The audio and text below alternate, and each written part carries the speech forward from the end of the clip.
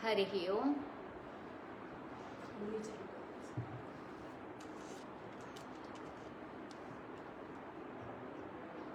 हरिः ओम्। ओम नमो भगवते शिवानंदाय। ओम नमो भगवते चिदानंदाय। ओम नमो भगवते कृष्णानंदाय। ओम नमो भगवते श्री अखंडानंदाय। ओम नमो भगवते वासुदेवाय। ओम श्री रामाय नमः। श्रीराम रामेति रामेति रमे रामे मनोरमे सहस्रनाम तत्तुल्यं राम नाम वरानने। श्रीराम रामेति रामेति रमे रामे मनोरमे सहस्रनाम तत्तुल्यं राम नाम वरानने। श्रीराम रामेति रामेति रमे रामे मनोरमे सहस्रनाम तत्तुल्यं राम नाम वरानने। सियावर रामचंद्र की जय।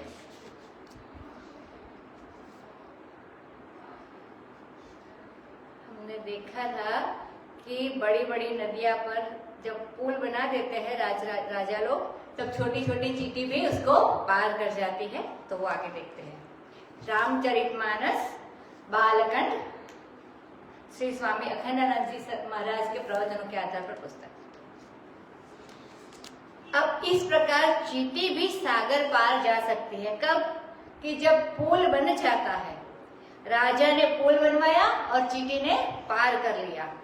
महात्माओं ने मार्ग बना दिया और अब हम उस पे से धीरे धीरे पहुंच जाएंगे। इस प्रकार हमने अपने मन को धीरे धीरे बल दिलाया। गोस्वामी जी महाराज कहते हैं कि हमने अपने मन को धीरे धीरे बल दिलाया, आश्वासन दिया, ढाढ़स बंधाया। ढाढ़स माने कठिनाई के समय पे जो मन को स्थिर रखना होता है उसकी बात करते हैं। तो ढाढ़स बंधाया।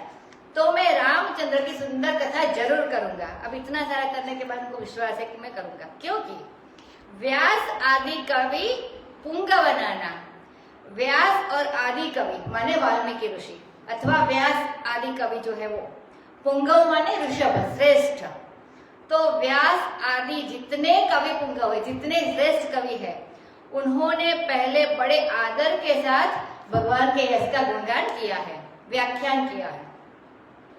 अब उन सबके चरण कमल की वंदना करके मैं यह प्रार्थना करता हूँ कि सब मेरा मनोरथ पूरा करें।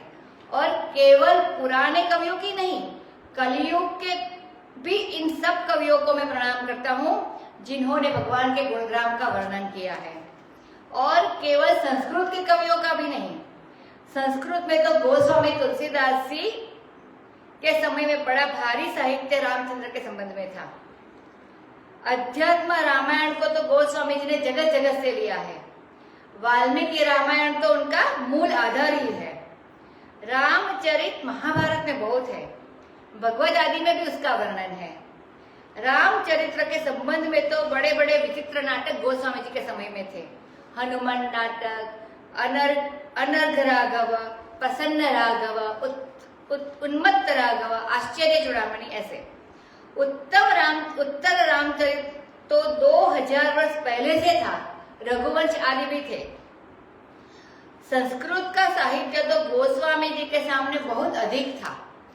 प्राकृत भाषा में भी रामचरित का बड़ा वर्णन था। तो बोले हमको भाषा थोड़ी ही देखनी है, हमको तो यह देखना है कि रामचरित का वर्णन है कि नहीं। जो प्राकृत कवि परम सयाने, जो प्राकृत कवि है वे भी परम सयाने माने भाई से विजडम, साने गुजरात में जो बोलते हैं। अरे सयाना वही है, वही बुद्धिमान है, वही चतुर है जिसकी प्रीति रामचंद्र भगवान के चरणों में है। और भाषा जिन हरि चरित बखाने, जिन्होंने भाषा में भगवान के चरित्र का वर्णन किया। क्योंकि संस्कृत में तो बड़े बड़े विद्वान लोग होते हैं। संस्कृत भाषा में लिखी हुई बात बड़े बड़े विद्वान लोग पढ़ते हैं। भाषा में होने से तो सर्वसाधारण तक भगवान का चरित्र जाता है। और फिर भये जे अहि जे हो ही हहि आगे, जो पहले हो चुके हैं और जो अब है इस समय सामने और जो आगे होंगे, सबको कपट छोड़कर माने मैं निष्कपट बन के प्रणाम करता हूँ। क्योंकि प्रणाम में जब कपट होता है तो वो प्रणाम फलता नहीं है, इसकी फलश्रुति नहीं होती है। निष्कपट होना यह भगवान के लिए बहुत आवश्यक है। भगवान काम से, क्रोध से, लोभ से इतना नाराज नहीं होते, तो किससे होते हैं?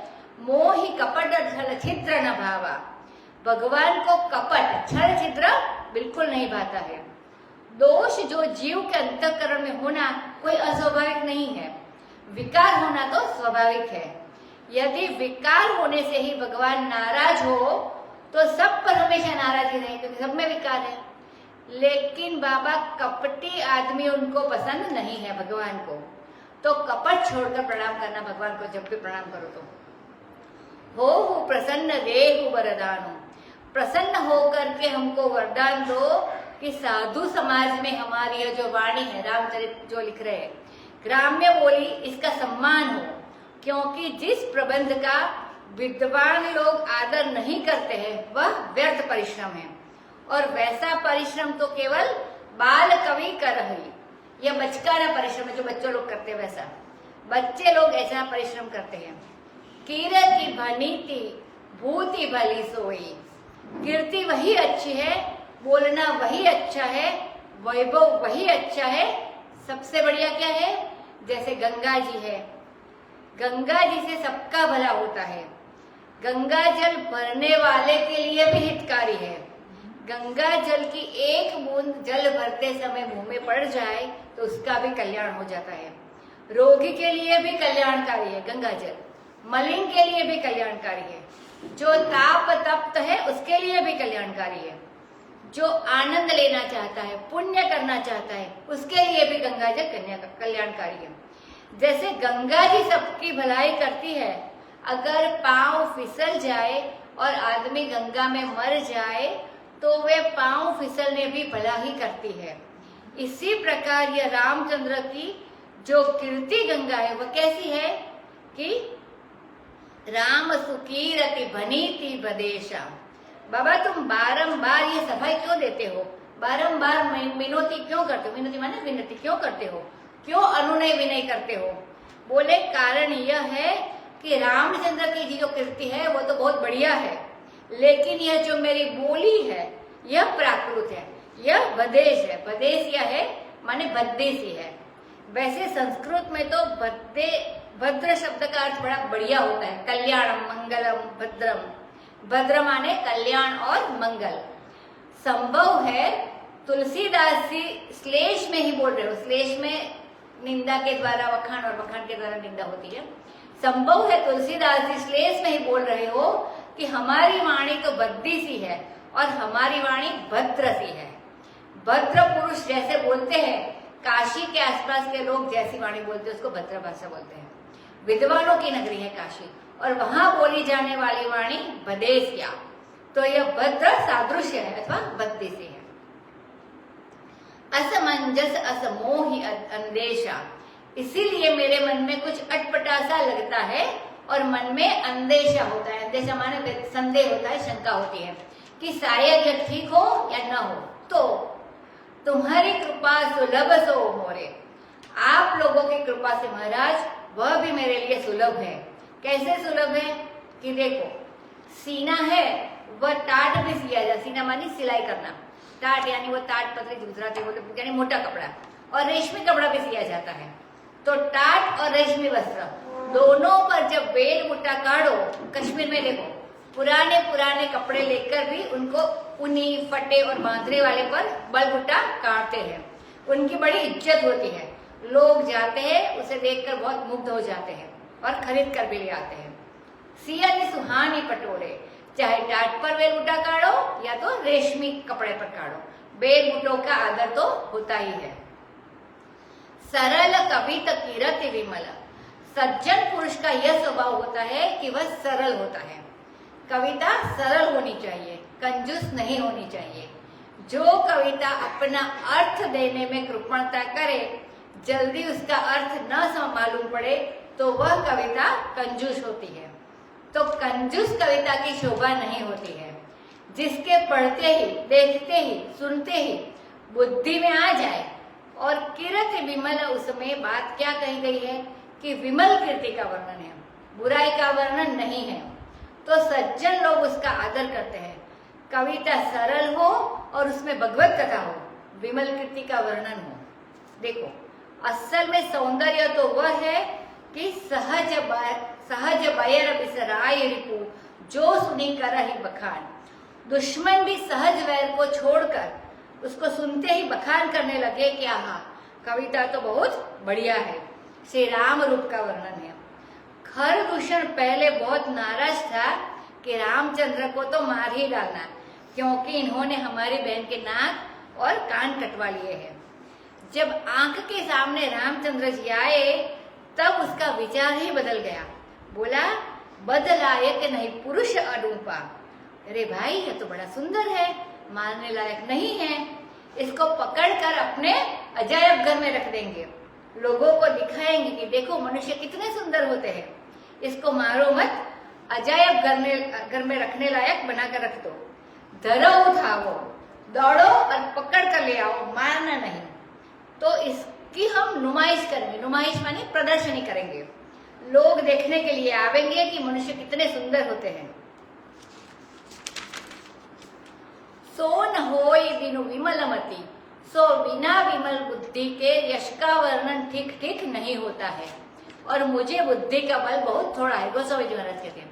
माने भगवान का ही बल है, भगवत कृपा का ही बल है। तो आप सब लोग मेरे ऊपर कृपा करो जिससे मैं भगवत यश का वर्णन करूं। यह बात मैं बार बार निहोरा करके, निहोरा यानी निवेदन, कृतज्ञता, एहसान करके, चिरोरी करके, विनती करके आप लोगों से कहता हूँ। कवि कोविद रघुवर चरित, क्योंकि यह रामचरितमानस मानसरोवर है। इसमें जो कवि कोविद लोग है, कोविद यानी प्रकांड विद्वान, इसमें जो कवि कोविद लोग है वे इस मानस के मंजू मराल हैं। मराल माने हंस, हंस है। इस मानस में विहरण करने वाले विद्वान ही हंस है। सो मैं बाल विनय करता हूँ और मेरी सुरुचि देखकर आप सब लोग मेरे ऊपर कृपा कीजिए। इस प्रकार गोस्वामी जी महाराज प्रार्थना करते हैं सबसे कि अब हमारे साथ साथ आप लोग हमारे भगवत यश में अवगाहन करो। अवगाहन करना यानी डुबकी लगाना, डुबकी लगाओ। बंद मुनि पद कंजू। अब रामचरित मानस के लिए जो रामचरित वर्णन करने में सबसे प्रधान है, कौन है? रामचंद्र। उनकी वंदना करते हैं। जिन्होंने रामायण का निर्माण किया है, उन भगवान वाल्मीकि के चरण कमल में वंदना करता हूँ। यह वाल्मीकि जी आदि कवि नाम से प्रसिद्ध है। सखर सुकोमल मंजू। यह रामायण कैसा है कि बड़ा सुकोमल है, परंतु इसमें खर, कोई खरी चीज है क्या? खरी मन तीक्ष्ण जो लगती है हाथ में, कड़ा कड़ा बोलते हैं इसको। बोले खर राक्षस को छोड़कर इसमें खर और कोई चीज नहीं है, बड़ा सुकोमल है। और यह बड़ा मंजुल ग्रुव है। मंजुल यानी सुंदर है, मनोहर है। रामायण है भगवान के रहने के लिए, दोष रहित, इसमें कोई दोष नहीं है, वाल्मीकि जी ने जो बनाया।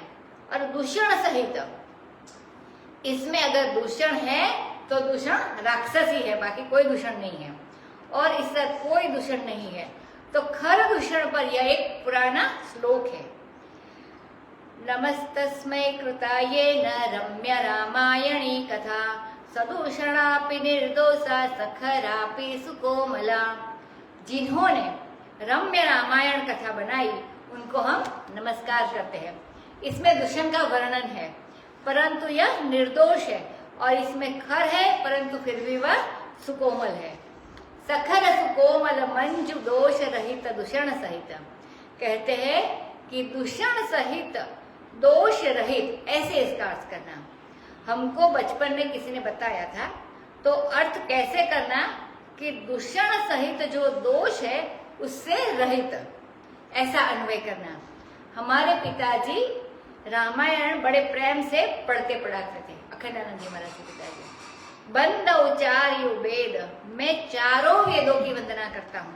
ये कैसे है कि ये संसार तो समुद्र था, इसमें लोग डूब डूब कर मर जाते थे अगर वेद न होते।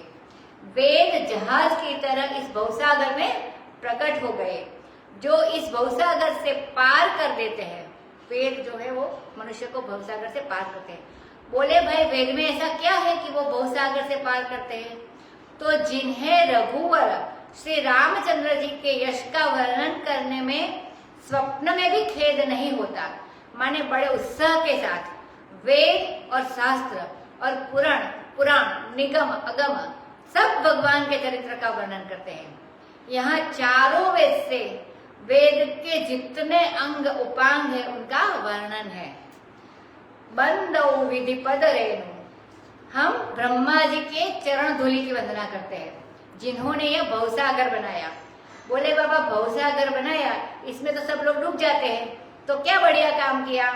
बोले जहां संत सुधा ससी धेनु प्रगटे, अगर ब्रह्मा जी संसार न बनाते तो संत कहाँ से आते, अमृत कहाँ होता, चंद्रमा कहाँ होता, कामधेनु कहाँ होती। ये संत जो है ये वचन से अमृत बरसाते हैं, अपने दर्शन से चंद्रमा की तरह शीतलता देते हैं, सेवा करने से कामधेनु की तरह मनोरथ पूर्ण करते हैं। असल में संत ही सुधा ससी धेनु है। ये इसी भवसागर में तो मिलते हैं ना, यह कोई वैकुंठ में थोड़े ही मिलते हैं, ये यहीं मिलते हैं। वैकुंठ में जय विजय को मिले तो शाप ही दे दिया, ये तो यहाँ मिलते हैं तो कल्याण करते हैं।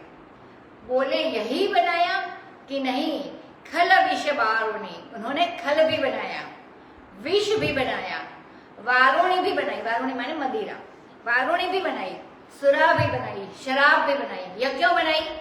यह यूं बनाई कि खल न हो तो संत की महिमा कैसे बढ़ेगी, विष न हो तो अमृत की महिमा कैसे बढ़ेगी, सुरा न हो तो अमृत की महिमा कैसे बढ़ेगी। विबुध विप्रबुध ग्रह चरण, यह कहते हैं कि मैं पहले विबुध माने देवताओं की वंदना करता हूँ, देवता लोग मदद करते हैं, जिसकी सहायता करना चाहते हैं उसको अच्छी बुद्धि देते हैं।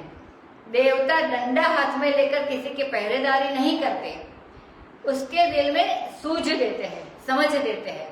खूब विपत्ति हो और देवताओं की पूजा करो, प्रार्थना करो, आराधना करो तो कोई न कोई उपाय जरूर निकल आएगा।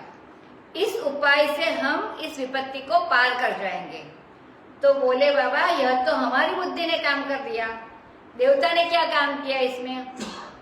बोले यही कृतज्ञता हो गई।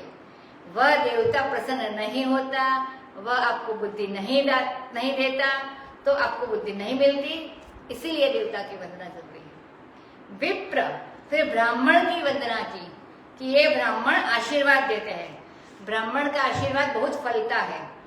और एक आशीषा मोरी अप्रतिहत गति होई ही तोरी, एक आशीर्वाद और देते हैं। ब्राह्मण आशीर्वाद देने में बड़े उदार होते हैं, जैसे क्षत्रिय दूसरे की रक्षा करने में अपनी जान देते हैं, वैसे ब्राह्मण अपने जान की बाजी लगाकर भी आशीर्वाद देते हैं। वैश्य धन देता है, यह अलग अलग है। पंडित लोग क्या करते हैं? बोले ये युक्ति बता देते हैं, उनको वंदन करते हैं। बूध युक्ति विभीषण सकल सुनाई, ये युक्ति देते हैं। और ये जो ग्रह है क्या करते हैं कि जोग लगन यह बार तिथि सकल भय अनुकूल, ये अनुकूलता उत्पन्न करते हैं। जो ग्रहों की दशा बोलते हैं वो अनुकूलता उत्पन्न करते हैं, तो इनके चरणों की भी वंदना करनी चाहिए हाथ जोड़कर। और जब से सबसे यह प्रार्थना करते हैं गोस्वामी जी कि सब प्रसन्न हो जाओ और मेरा यह जो मंजुल मनोरथ है रामचरितमानस का, राम जी का वर्णन करना, उसको तुम पूरा करो। पुनि बंदौ सारद सुर सरिता जुगल पुनीत मनोहर चरिता, मज्जन पान पाप हर एका, कहत सुनत एक हर अविवेका। गुर पितु मातु महेश भवानी, प्रणवो दीन बंधु दिन दानी। सेवक स्वामी सखा सिय पीके, हित निरुपधि सब विधि तुलसी के। कलि बिलो की जग हित हर गिरिजा, साबर मंत्र जाल जिन सिरिजा। अनमिल आखर अरथन जापु, प्रगट प्रभाव महेश प्रतापु। सो उमेश मोहि पर अनुकूला, करहि कथा मुद मंगल मूला। सुमिर शिवा शिव पाई पसाओ, बरनऊ रामचरित चित जाऊ, बनिति मोरि शिव कृपा विभाति, ससि समाज मेलि मनहु सुराति, जे एहि कतहि स्नेह समेता, कहि हहि सुनि हहि समुझि सचेता, होई हहि राम चरण अनुरागी, कलिमल रहित सुमंगल भागी। सपने हूँ सोचे हूँ मोहि बर, जो हर गौरी पसाऊ, तो फुर हो जो कहे सब भाषा बनिति प्रभाऊ। अब वर्णन करते हैं कि शारदा श्री सरस्वती जी, सुर सरिता गंगा जी, इन दोनों को मैं पुनः प्रणाम करता हूँ, क्योंकि ये दोनों पुनीत है, पवित्र है। दोनों का चरित्र मनोहर है। एक तो मज्जन और पान करने से पाप का हरण करती है। मज्जन माने गंगा जी में स्नान करने से पाप का हरण करती है, यानी ये गंगा जी हुई। और एक शारदा जी है जो वाणी है, कहने से और सुनने से अविवेक का हरण करती है। देखो यहाँ वाणी को बढ़िया बड़ा बना दिया गंगा जी से। गंगा जी क्या करती है? वे पाप हरण करती है। और सरस्वती ज्ञान की देवी क्या करती है? वे भीतर का अविवेक हरण करती है, अविवेक मिटाती है। गुरु पितु मातु महेश भवानी, ये सब दीन दीन दानी है, दीन बंधु है, दीन दानी है और सदा देने वाले हैं।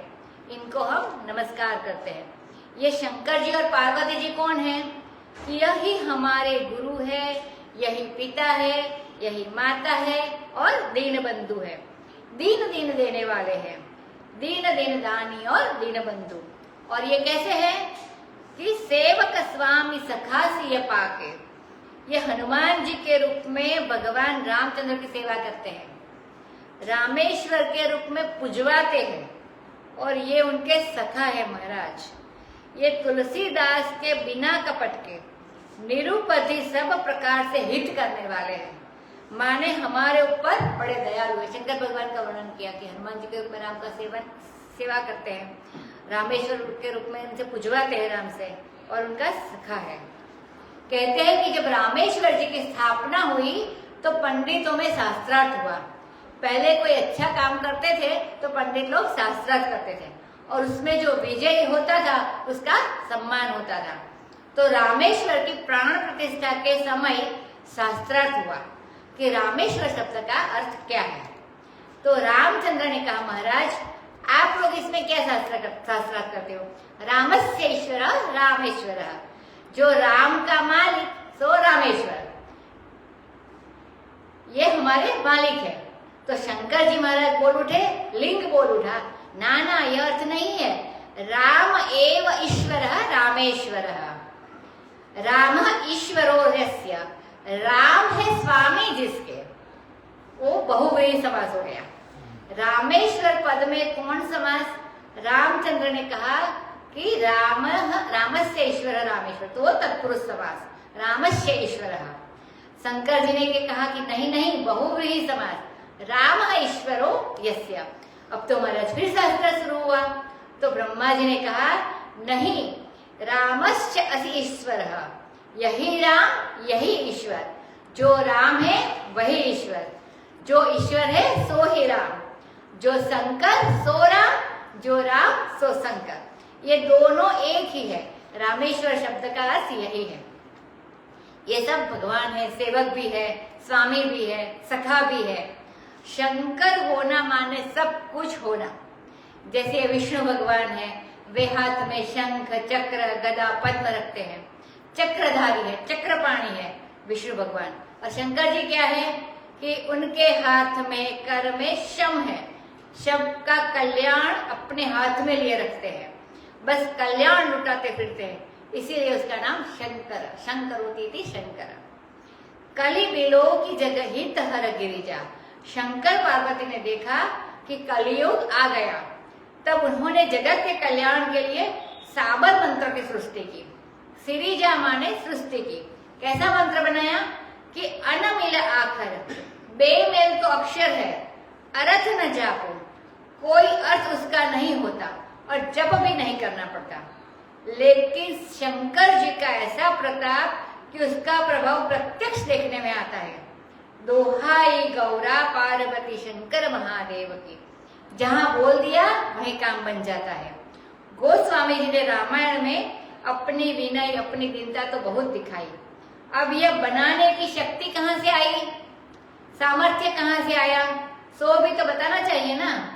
नहीं तो लोग समझेंगे किसी दीनहीन ने लिखा है, और जिसको कविता बनाना नहीं आता था, कभी तो विवेक एक नहीं मोरे। गोस्वामी दास जी खुद कहते थे, ऐसे आदमी की लिखी हुई पुस्तक कौन पढ़ेगा। तो बोले नहीं नहीं, शंकर जी हमारे पर प्रसन्न है बड़ा, हमारी कविता में हमको मत देखो, शंकर जी को देखो। सो उमेश मोहि पर अनुकूला, करहि कथा मुद मंगल मूला। वे महेश जिन्होंने साबर मंत्र बनाया है कलयुग में प्राणियों की भलाई के लिए, वे मेरे अनुकूल है। जिस किनारे में उसी किनारे वे, माने उनका वोट मेरे पक्ष में है, वही इस कथा को मुद मंगल बना देंगे। मुद माने आनंद, मंगल माने साधन संपत्ति, इनकी मूल माने जड़ी बना देंगे। सुमिरे शिवा शिव पाई पसाओ, इसीलिए गौरी शंकर भगवान का स्मरण करके और उनका प्रसाद प्राप्त करके, उनकी कृपा प्राप्त करके, पाई पसाओ, पसाओ माने प्रसाद, उनकी प्रसन्नता प्राप्त करके, उनकी कृपा से ही मैं रामचरित्र का वर्णन करता हूँ। और मेरे चित्त में बड़ा चाव है, चाव है मानी शौक है, इच्छा है, बड़े चाव और बड़े चित्त से मैं रामचंद्र का वर्णन करूंगा। अपनी हीनता देखकर सकुचाऊंगा नहीं, काम नहीं छोड़ूंगा। बनी थी मोर इसी व कृपा विभाती, कि भाई तुम्हारी कविता में कुछ शोभा भी होगी कि नहीं, कुछ अलंकार भी होगा कि नहीं, कुछ रस भी होगा। बोले हाँ हाँ, यह जो मेरी बोली है यह शिव जी की कृपा से चमक उठेगी। कैसे कि जैसे चंद्रमा मंडल आकाश में उगता है तो रात की जैसे शोभा बढ़ जाती है, कृपा हो जाती है, वैसे शंकर जी के प्रसाद से, शंकर जी की कृपा से मेरी वाणी की भी शोभा हो जाएगी।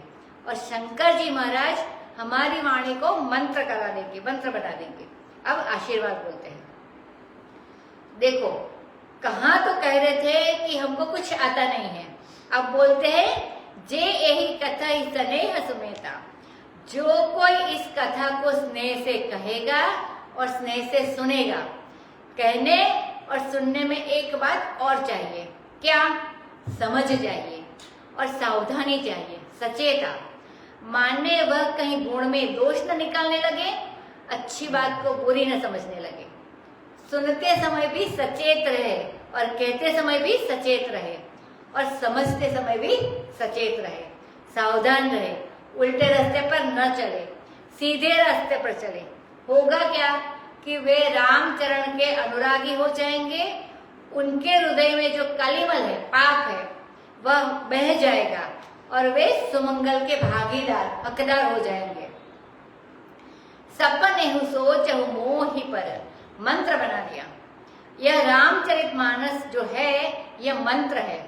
कहते हैं यदि स्वप्न में भी और सचमुच मेरे ऊपर गौरी शंकर भगवान की कृपा हो तो फुरो मंत्र ईश्वरो वाचा, फुरो माने निश्चित रूप से होवे, जो मैंने कहा है। क्या?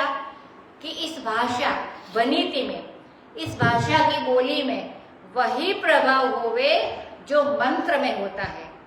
सपने हु सोच साचे हु मोहि पर, इसका अर्थ यह है कि गौरी शंकर का दर्शन तुलसीदास जी महाराज को हुआ है, सपने में भी हुआ है और जागृत में भी हुआ है। तो सपने में भी आज्ञा दी गौरी शंकर भगवान ने कि तुम रामचरितमानस लिखो, परंतु सपने की आज्ञा से शायद उन्होंने नहीं लिखा। तब जागृत में प्रकट हुए और जागृत में प्रकट होकर के आज्ञा दी।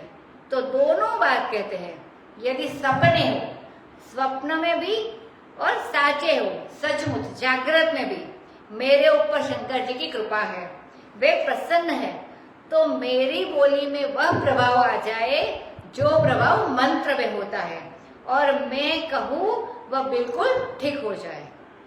अब तक बाहर जितनी वंदना करनी थी वह सब पूरी हो गई। अब रामचरित्र लिखने के लिए, अब वंदना करने के लिए तो अयोध्या में चलना चाहिए। बंदौ अवधपुरी अति पावनी सरजु करी कलि कलुषन सावनी प्रणवौ पुर नर नारी बहोरी ममता जिन्ह पर प्रभु हिन थोरी सिय निंदक अग कोय न साए लोक विशोक बनाई बसाए बंदौ कौसल्यादिसि प्राची कीरति जासु सकल जग समाची प्रगटे उजह रघुपति ससि चारु विश्व सुखद खल कमल तुसारु दशरथ राव सहित सब रानी सुकृत सुमंगल मूरति मानी करौ प्रणाम करम मन बानी करहु कृपा सुत सेवक जानी जिन्हि बिरचि बड़ भयउ विधाता महिमा अवधि राम पितु माता बंदौ अवध भुआल सत्य प्रेम जेहि राम पद बिछुरत दीन दयाल प्रिय तनु तृण इव परिहरेहु बंदौ अवधपुरी सती पावनी अति पावनी जहाँ वाद्य भाव न हो वहाँ अवध है। व्यवहार जितना है वह वाद्यवादक भाव से ग्रस्त है। ज्ञान भी अज्ञान का बाधक है। अज्ञान वद्य है और ज्ञान वादक है। तो वद्यवादक भाव जहाँ पर्यंत है वहां तक वध है। और जो नित्य शुद्ध बुद्ध मुक्त आत्मा है, सबका अधिष्ठान है, वही तो अवध है। अयोध्या जहाँ योध्य न हो, किसी से लड़ाई न हो, महाराज अत्यंत पवित्र पुरी है। वहां जाने के बाद, उसका दर्शन करने के बाद, उसका स्मरण करने के बाद कुछ कर्तव्य शेष नहीं रह जाता। सारा कर्मफल निवृत्त हो जाता है। वहां सरयू नदी है। मान सरोवर से जिसकी उत्पत्ति हुई उसका नाम होता है सरयू। इसको वशिष्ठ नंदिनी बोलते हैं। ये कली कलुष को नष्ट करने वाली है। सरयू स्नान मुक्त ही। अयोध्या में जाकर के सरयू में स्नान करो और संसार सागर से पार हो जाओ। प्रणव पूर नर नारी बहोरी। अब इसके बाद उस नगर में रहने वाले जो स्त्री पुरुष है उन सब की वंदना करते हैं। क्यों? कि श्री रामचंद्र भगवान अपनी पुरी में रहने वालों पर बड़ी ममता करते हैं। अपनी नगरी में रहने वालों पर बड़ी ममता रखते हैं। और वो भी कैसी ममता? न थोड़ी ममता नहीं है, माने बड़ी भारी ममता है। ये हमारे पुरजन है, ये हमारे परिजन है। पुरजन माने जो अपने पूर्वज होते हैं, एंसेस्टर्स वो, और परिजन माने परिवार। यही हमारी प्रजा है। नगरजन पुरजन माने यह हमारी प्रजा है। इतना प्रेम करते हैं कि उनके लिए जानकी तक को छोड़ देते हैं। अवधवासी सिय निंदक ओघ नसाई। सीता जी के निंदक थे जब लंका से लौट करके श्री जानकी देवी वापस आई थी। एक हमारे परिचित भक्त कोकिल एक बार अयोध्या जी में गए, तो अयोध्या जी में रामलीला हो रही थी और लोग रामचंद्र से बड़ा प्रेम कर रहे थे। कोई माला लेकर पहनावे, कोई दंडवत करे, कोई हाथ जोड़े और बोले तुम ही सर्वस्व हो, त्वमेव माता च पिता त्वमेव। भक्त कोकिल जी को याद आया कि ये सब अयोध्यावासी है, इन्होंने ही तो श्री जानकी देवी की निंदा की थी, इसका मुंह ही नहीं देख रहा, चलो लौट चले। बड़ा गुस्सा आया। कितना बड़ा पाप था, कितना बड़ा अपराध था माता में दोष निकालना। किंतु उनके पापों को तो भगवान ने नष्ट कर दिया और विशोक बनाई लोक बसाए। उनको विशोक करके अपने लोक में बसा लिया। ऐसे अयोध्यापुरी के लोग जिनको भगवान कहते वे हमारे हैं। बंदौ कौसल्यादिसि प्राची। ये जो कौशल्या जी है इनकी वंदना करते हैं, माता की वंदना करते हैं। अब ये कुशल बुद्धि है। दुष्टया दुष्टिया त्वग्रया बुद्धया सूक्ष्मया सूक्ष्मदर्शिभिः। यह कुशला भी है, माने सूक्ष्म और एकाग्र बुद्धि वाली है। और यह प्राची दिशा है जहाँ सूर्योदय होता है। प्राची माने पूर्व दिशा। राम सूर्य का जहाँ उदय होता है, राम भानु का जहाँ उदय होता है, वह दिशा है। सारे जगत में जिसकी कीर्ति फैली हुई है, प्राची माने पूर्व दिशा। पूर्व दिशा बड़ी मांगलिक होती है। जितने प्रकाश उदय होते हैं वे सब पूर्व दिशा में होते हैं और जितने प्रकाश अस्त होते हैं वे सब के सब पश्चिम दिशा में अस्त होते हैं। प्रगटेउ रघुपति शशि चारु, प्रगटेउ जहाँ रघुपति शशि चारु, यही कौशल्या रूप जो पूर्व दिशा है, इसमें रघुपति रूप जो चंद्रमा है, सुंदर चंद्रमा का वहां उदय हुआ है और यह विश्व को सुख देने वाला, और खल रूप कमल के लिए तो यह जैसे पाला पड़ जाए, तुषार रूप है, तुषार माने हिम। तो दशरथ राजा के सहित जितनी भी रानी है, सबको सुमंगल मूर्ति मान करके मैं अपने कर्म से, मन से, वाणी से सबको प्रणाम करता हूँ कि हे रानियों, हे माताओं और हे दशरथ पिता, आप इस सेवक को अपने बेटे का सेवक मान करके कृपा करो, अपने सुत का सेवक समझ करके करो। अपने से भी ज्यादा अपने बेटे की जो सेवा करे वो बड़ा प्यारा लगता है माँ।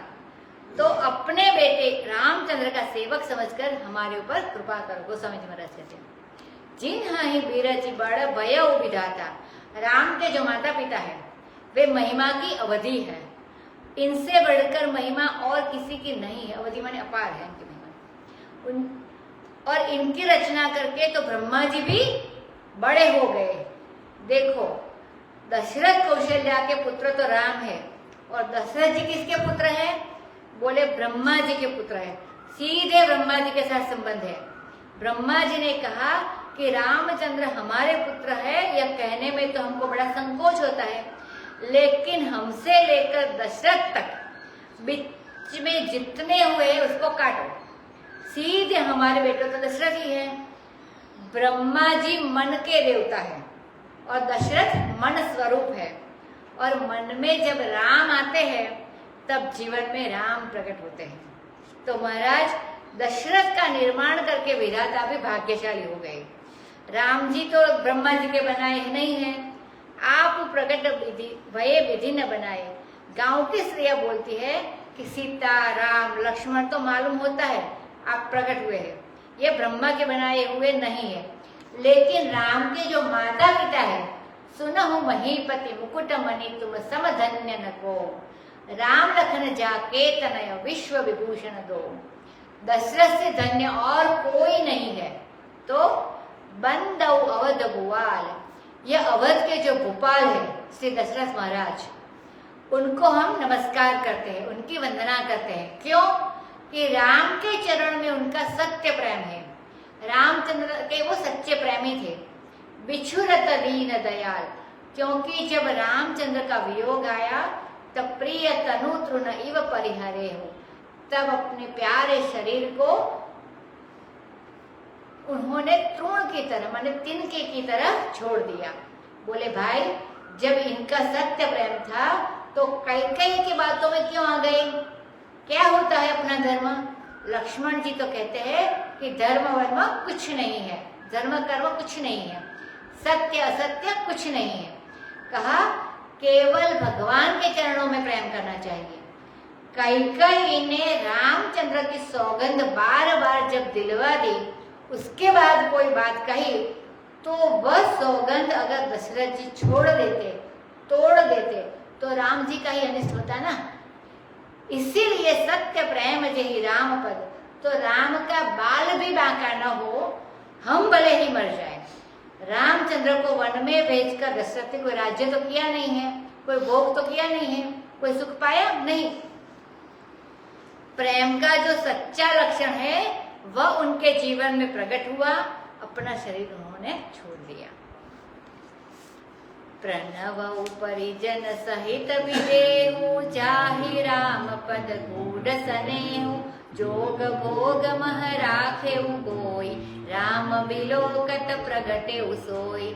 प्रणव प्रथम भरत के चरण, जासु नेम व्रत जाई न बरन, राम चरण पंकज मन जासु, लुगुद मधुप इव सजई न पासु।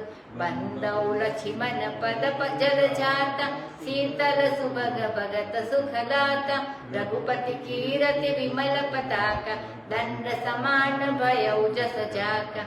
शेष शस्त्र हसी सजग कारण, जो अवतरे भूमि भय टारन।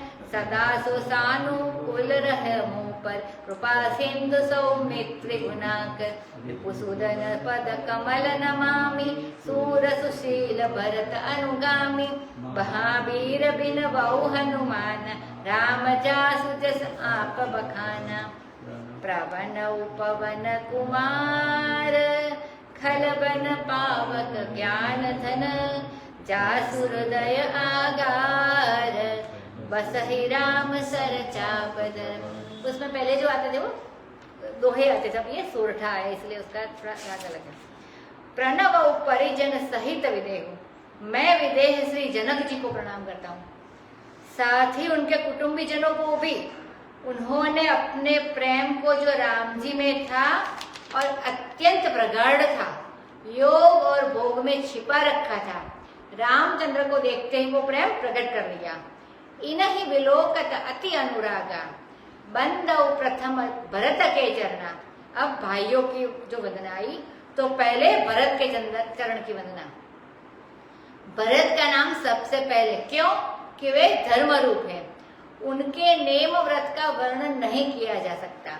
यहाँ कोई सी ऐसी शंका करते हैं कि सबके चरणों की वंदना की तो चरण कमल कहा, जैसे बंदौ लक्ष्मण पद जल जाता, रिपुसुधन पद कमल नमामि। शत्रुघ्न के पद कमल है, लक्ष्मण के पद कमल है, तो भरत के चरण को भी कमल कहना चाहिए। तो बोले कि प्रथम कहकर उसका आदर बहुत कर दिया। और दूसरी बात यह है कि यहाँ यह कह रहे हैं कि राम चरण पंकज मन जासु, लुबुध मधुप इव तजई न पासु। भरत जी का जो मन है वह भंवरा है और वह रामचंद्र के चरणों में लगा रहता है। तो जब रामचंद्र जी के चरण को कमल कह करके भरत के मन को भंवरा बना करके उसमें लगा रहे हैं, तो भरत जी के चरण को भी यदि कमल बना दे, कमल कह दे, तो कभी कभी वह मन भंवरा अपने ही चरण कमल में जाकर लग जाए। यह तो मन को भंवरा बता रहे हैं, इसको तो चाहिए कमल, चाहे अपने घर का हो या पराये घर का। तो रामचंद्र के चरण कमल हो तो उसमें जाकर लगे, अपने चरण की तरह कभी न आवे, इसके लिए ऐसे बोल दिया चरण कमल, इसीलिए नहीं बताया। जिनका मन रामचंद्र के चरण कमल में लगा रहता है, कैसा कि लुबुध मधुपैव, जैसे लोभी भंवरा हो ऐसे, और तजई न पासु, कभी रामचंद्र के चरण कमल को छोड़कर इधर उधर नहीं जाता है, उनका पार्श्व नहीं छोड़ता। पार्श्व माने दाएं और बाएं। बंदौ लक्ष्मण पद जल जाता, लक्ष्मण जी के पद कमल की वंदना करते हैं। वह कैसा है कि वे शीतल है, बड़ा सुंदर है, भक्तों को सुख देने वाला है। अब बताते हैं कि रघुपति की जो कीर्ति है वह तो विमल पताका, और लक्ष्मण जी का यश दंड के समान है। डंडा, जैसे झंडा कोई टांगना होता है तो वे डंडे पर टांगते हैं, अगर डंडा ना हो तो झंडे की क्या गति होगी, वह तो नीचे ही रह जाएगा ना। तो रामचंद्र के यश को ऊंचा उठाने का काम लक्ष्मण जी करते हैं। अब समझो, आगे भी विस्तार में आएगा। परशुराम जी आए लड़ने के लिए रामचंद्र से। अब रामचंद्र जी और परशुराम का वाद विवाद हो जाता तो ऋषि और रामचंद्र के वाद विवाद में रामचंद्र जी की क्या शोभा बढ़ती, लेकिन बीच में कूद पड़े लक्ष्मण जी। तो जितना गाली गलौज भला बुरा सुनना था वो सब लक्ष्मण जी ने सुन लिया और जवाब भी मुंह तोड़ दे दिया। अब परशुराम जी वर्णन करे कि यह तुम्हारा भाई बड़ा खोटा है और तुम बड़े अच्छे हो। तो रामचंद्र जी को अच्छा कहलाने के लिए अपने को खोटा बना लिया, स्वयं खोटे बन गए, और रामचंद्र बड़े महात्मा परमात्मा बड़े शांत है ऐसा दिखा दिया। भाई अब परशुराम में अगर दो बातें हुई होती शुरू में तो क्या होता, उन्हीं को तो सब खरी खोटी सुननी पड़ती ना रामचंद्र जी को। इसी प्रकार समझो, जब जनक जी ने शुरू में कह दिया कि वीर विहीन महिमै जानी, यानी ये पृथ्वी पर कोई वीर नहीं, वो धनुष तोड़ना था, सीता का स्वयंवर था, तब उस समय राम जी खुद ही उठकर खड़े होते और कहते कि मैं वीर हूं, देखो मैं धनुष तोड़ता हूं, तो क्या शोभा रह जाती। अरे लक्ष्मण ने कहा कि यहाँ हमारे बड़े भाई विराजमान हैं और तुम ऐसी बात करते हो। तो तारीफ करने वाला जब दूसरा हो गया तो झंडा ऊंचा हो गया। खुद राजा अपने हाथ में झंडा लेकर चले तब झंडा ऊंचा नहीं होता है। झंडा लेकर चलने वाला तो कोई दूसरा होना चाहिए। देखो, दशरथ ने वनवास दे दिया, वह नाराज हुए दशरथ पर लक्ष्मण जी ने कहा, बाप है तो क्या हुआ, हम पकड़कर जेल खाने में डाल देंगे। रामचंद्र ने कहा, नहीं नहीं, ऐसा नहीं कहना, नहीं करना। अब महाराज सब लोग कहते हैं कि देखो रामचंद्र कितने पितृभक्त है। अब वह कहने का मौका ही ना आता तो भरत जी आ रहे हैं, भरत जी को भी मारने के लिए तैयार हो गए लक्ष्मण जी, हम तो इनको मार डालेंगे। अब रामचंद्र जी झट साधु बन गए क्योंकि उनको बचाना था। अच्छा, मेघनाथ जी को अगर रामचंद्र न मारते, रावण के पुत्र, तो रावण के युद्ध में राम जी का झंडा ऊंचा होता कि नहीं होता, इसमें संदेह ही था। मेघनाथ की मृत्यु दूसरे किसी के हाथ तो होती ही नहीं, केवल लक्ष्मण जी के हाथ से ही हो सकती थी। तो दंड समान वयोच सजाता, रामचंद्र जी का जो झंडा है उसको ऊंचा उठाने वाला यह लक्ष्मण जी का यश है। शेष सहस्त्र शीर्ष जग कारण, यह लक्ष्मण जी कौन है? बोले यह सहस्त्र शीर्षा शेष है, जगत के कारण है। यह पृथ्वी का भय दूर करने के लिए उतरे हैं। ये सदा हमारे पर अनुकूल रहे। ये अपने को दोषी बनाकर भी राम को महात्मा श्रेष्ठ बनाते हैं, यह इनकी महिमा है। कभी कभी रामचंद्र जी के भगत उनके ऊपर नाराज भी हो जाते हैं, तो गोस्वामी जी कहते हैं, सदा सो सानुकूल रहमो पर, मेरे पर आप नाराज मत होना। लक्ष्मण जी से कहते हैं, मेरे ऊपर हमेशा अनुकूल रहना बाबा। आप कृपा सिंधु हो, सुमित्रानंदन हो, गुणों की खान हो, रिपुसुदन पद। अब रिपुसुदन जी माने शत्रुघ्न जी। रिपुसुदन जी के चरण कमलों में मैं नमस्कार करता हूँ। वे शूर है, सुशील है और भरत के अनुगामी है, दासानुदास है। भरत जो है वे भगवान के दास है और शत्रुघ्न जी दासानुदास है।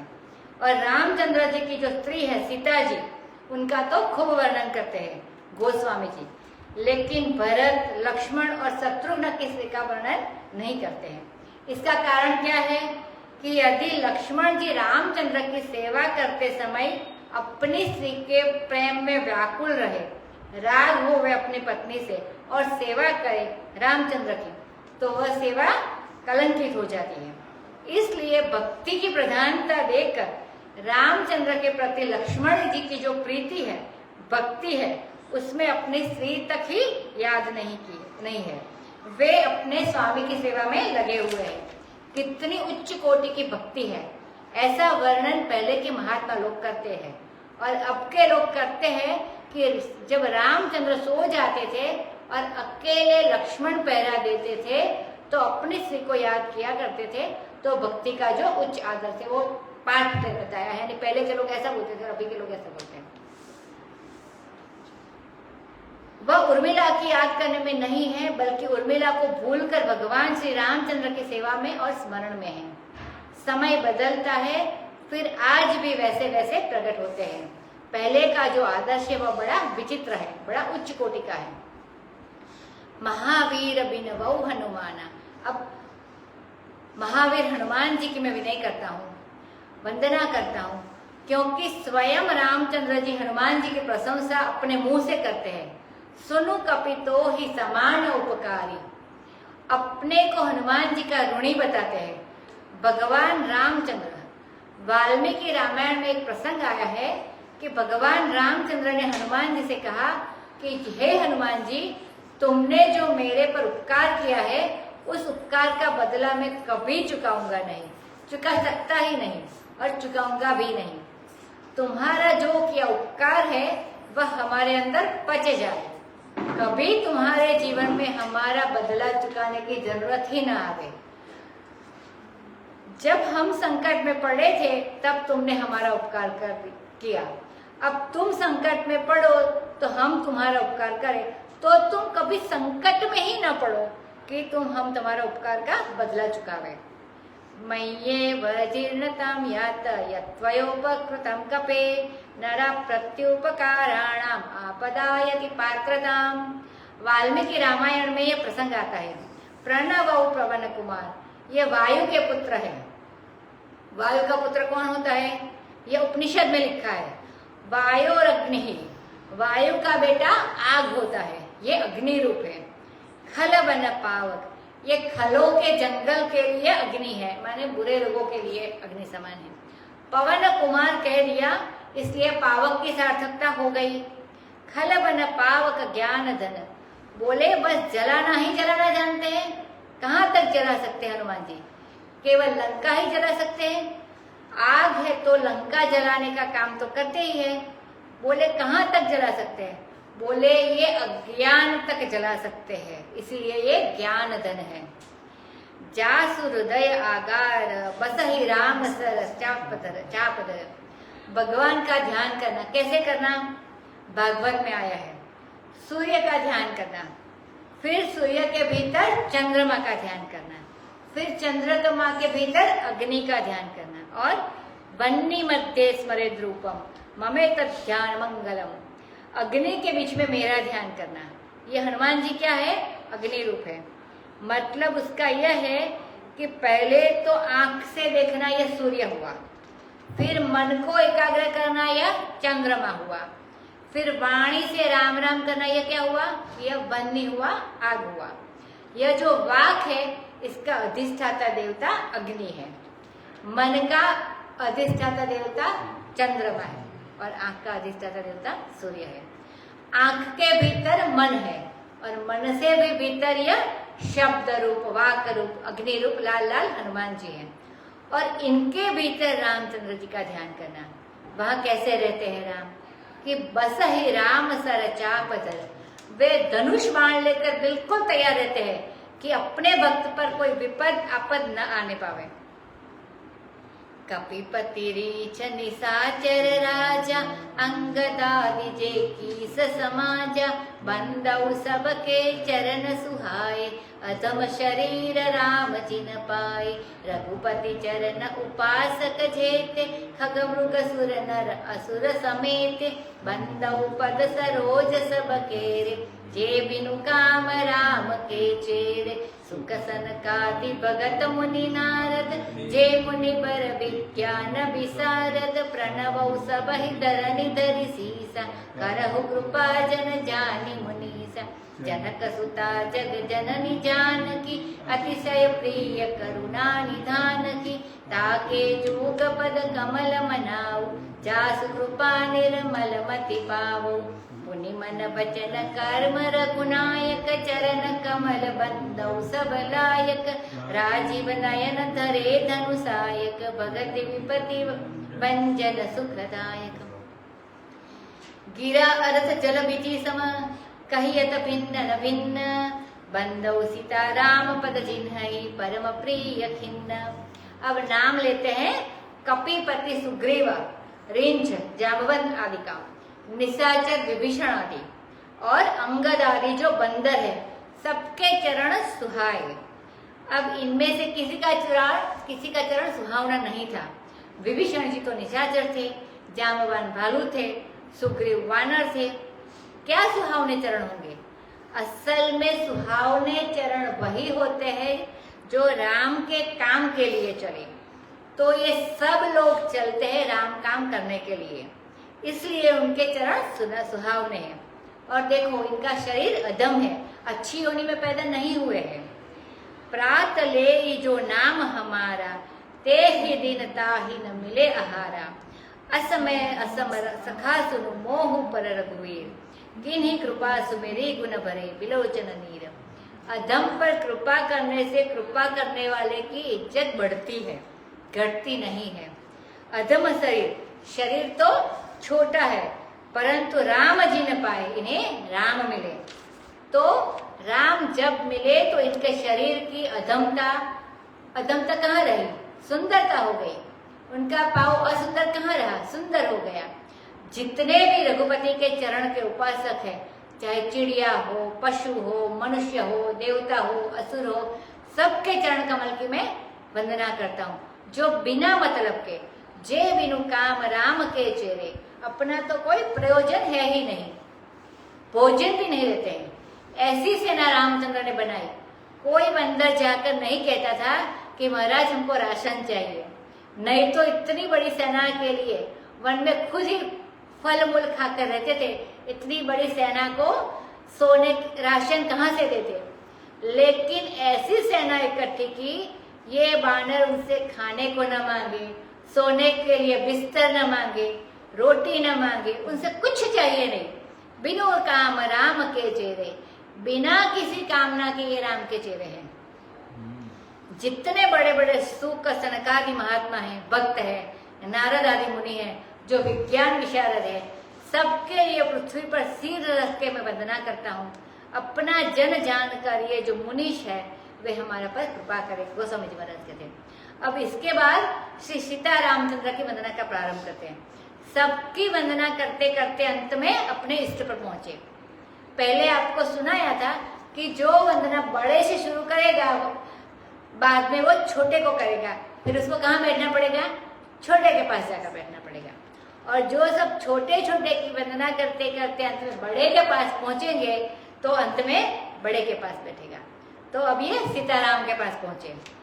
जनक सुता जग जननी जानकी, जनक की तो ये बेटी है विदेह की, और जगत की जननी है। इनका नाम जानकी है और ये करुणा निधान भगवान राम की अतिशय प्रिय है। इनसे बढ़कर प्रिय और कौन, जिनके बारे में श्री राम कहते हैं कि मेरा मन हमेशा तुम्हारे साथ रहता है। तत्व प्रेम कर मम अरु तोरा, जानत प्रिय एक मनु मोरा, सो मनु सदा रहत तो ही पाही, जानु प्रीति रसु एत नहीं माही। हमारे और तुम्हारे प्रेम का रहस्य मन जानता है, और वह मन हमारे पास नहीं रहता है, वो तुम्हारे पास रहता है। इसी से समझ लो कि ये करुणा निधान की कितनी प्यारी है जानकी जी। आदि शक्ति जे ही जग उपजाया, सो अवतरे मोरी यह माया। वही आई है, अतिशय प्रिय करुणा निधान की, अनादि संबंध है उनका। प्रभा जाई कह भानु बिहाई, कह चंद्रिका चंद्र तजियाई। वैसे जानकी जी श्री रामचंद्र को छोड़कर कहीं जा ही नहीं सकती। यह करुणा निधान जो है यह भगवान का एक विशेष नाम है। उनके दोनों चरण कमल उनको प्रसन्न करते हैं। ताके जुग पद कमल मनाओ, मनाओ का अर्थ रुकना, जो रुकते उसको मनाते हैं। माने धीरे धीरे चलते हुए हमारी ओर आना, कहीं पीछे मत हट जाना। जानकी जी के दोनों चरण हम तुम्हें मनाते हैं, आओ हमारी तरफ। भगवान जी कहते हैं जास कृपा निर्मल मति पाओ, उनकी कृपा हो जाए तो निर्मल बुद्धि की प्राप्ति होती है। पुनि मन वचन कर्म रघुनायक। अब बताते हैं कि मन से, वचन से, कर्म से, तीनों तरह से प्रणाम में थोड़ा भेद हो गया। उनके चरण कमल को प्रसन्न करके मन, वचन और कर्म से श्री रघुनायक रामचंद्र के चरण कमल की वंदना करते हैं। वे कहते हैं कि ये चरण कमल सब लायक है। सब लायक का मतलब यह है कि वचन से इनका वर्णन करो, मन से इनका ध्यान करो और कर्म से इनकी सेवा करो, तो सब लायक हो गए ना। ये मन, वचन, कर्म तीनों से वंदना करने लायक है। सब लायक है माने मन से ध्यान कर लो, कर्म से सेवा करो, वाणी से उनके नाम का यश का उच्चारण करो। और देखो वे कैसे है, राजीव नयन धरे धनुषायक, कमल के समान रत्नारे नेत्र है। रत्नारे माने थोड़े थोड़े से आंख में रेशे होते, डोरे आंख में, उनमें लाली है। श्वेतिमा है और श्यामता है, कालीमा भी है। बिहारी ने वर्णन किया है, अमीय हलाहल मद भरे श्वेत श्याम रत्नार, जियत मरत चुकी चुकी परत, जे ही चित वही एक बार।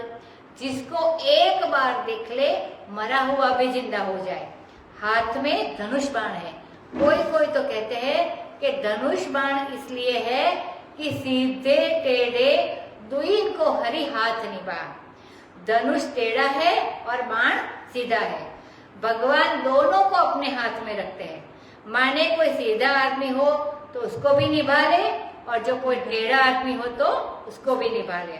धरे धनुषायक, भगत विपत्ति भंजन। धनुष बाण क्यों ले रखा है? भक्त विपत्ति भंजन, भक्तों का दुख दूर करने के लिए।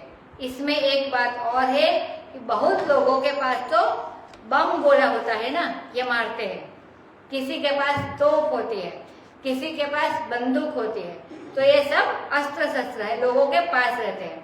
बड़े बड़े वीर लोग अपनी रक्षा के लिए और दूसरों को मारने के लिए रखते हैं। और यह तीर धनुष तो इसलिए है कि बिलों में भी मिल जाए, जो चित्रकूट और दंडकारण्य के कोलबिल है, वे बेचारे तो तीर ही चलाना जानते हैं।